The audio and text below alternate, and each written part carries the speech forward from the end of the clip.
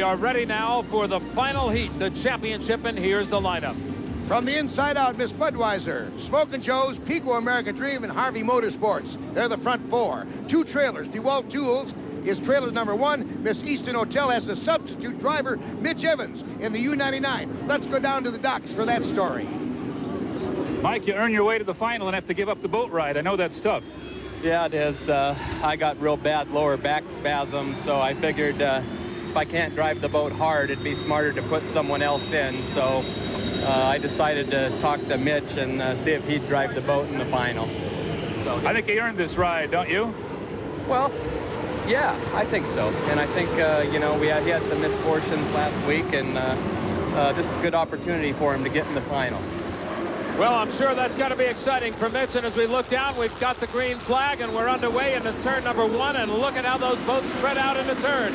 Miss Budweiser taking command right off the bat. There you see the AC Delco in boat cam of Mark Tate in the Smokin' Joe's. He's got boats on either side of him. The Pico American Dream to his right, and in the lead is the Miss Budweiser, the red boat. Boy, that's some driving skill. Whoa, have we got a heat going under that bridge now. Back down the chute for the end of lap number one. Look at them, all of them in there. Budweiser, the red one. The yellow one is Smokin' Joe's. On the outside, blue, Pico American Dream. Look at this race, Dick Triplett. One of the best races we've seen so far this year, and Miss Budweiser has now got a problem because Pico American Dream is coming up on the outside again, as is Smokin' Joe's. It is still the Miss Budweiser in the lead. Look at the boat on the right. That's the Pico American Dream, and there he goes into the lead. Bernie Little and his wife Jane down on the dock, the owner of the Miss Budweiser, trying to get a little more speed out of that boat from afar. And talking about speed, look at Pico American Dream in the far outside, and here comes Budweiser again. Smokin' Joe's is challenging now from second place, and the Budweiser coming up from third place. Nice bit of turning by Mark Evans, but in the straightaways, the Pico and the Smokin' Joe's seem to have more speed as we look down to DeWalt Tools. And it looked like he had a problem there. He may have cut inside of a buoy. He started to spin the back end out of it. You can see the water coming up over as we look inside the boat. He's got it back up on plane now, and that water's clear, and he can see his course again. And look what's happened here, Dick, off of corner number 4, coming down to complete lap 2. Smokin' Joe's has taken the lead. Mark Tate finally taking advantage of that inside lane, inside to the Pico American Dream. Dave Villwock had the advantage on speed for the first lap or so. Now he's going to be playing catch-up, and with Mark Tate getting a little bit more speed on the inside, who knows what can happen. Meanwhile, the DeWalt Tools boat, the hometown boat for Madison, Indiana, is back into things, and look at it. They're mixing it up again. Again, the Pico American Dream challenges from the outside.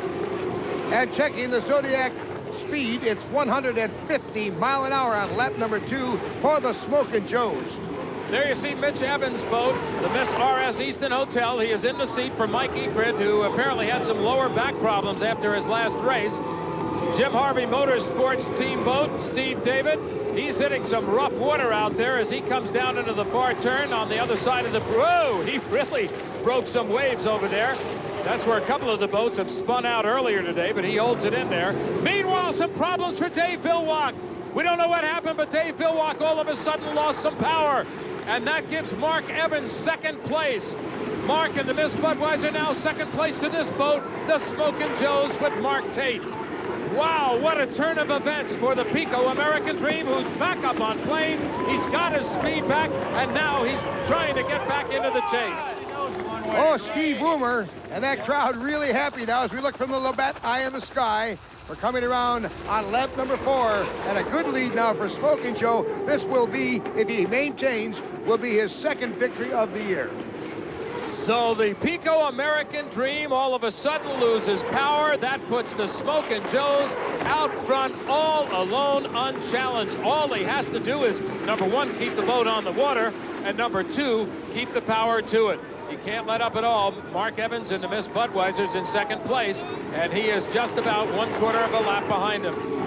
And the checkered flag falls for the second time this year on Smokin' Joe after having won at Kansas City. He takes the Budweiser Indiana Governor's Cup and a happy crew on the docks. Happy is right. High fives all the way around. No question about it. This is a moment the Smokin' Joe's crew enjoys.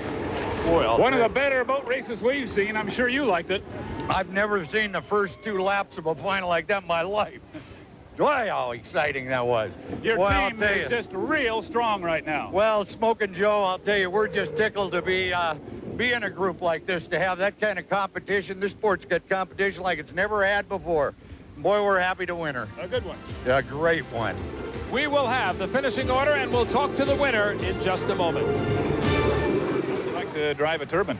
Oh, there's no question. I mean, I think our boat accelerates and, you know, goes a little faster down the straightaway, but the corner speeds of these things are awesome. When you go in, they just set and around you go. So yeah, they definitely have their advantages, no doubt.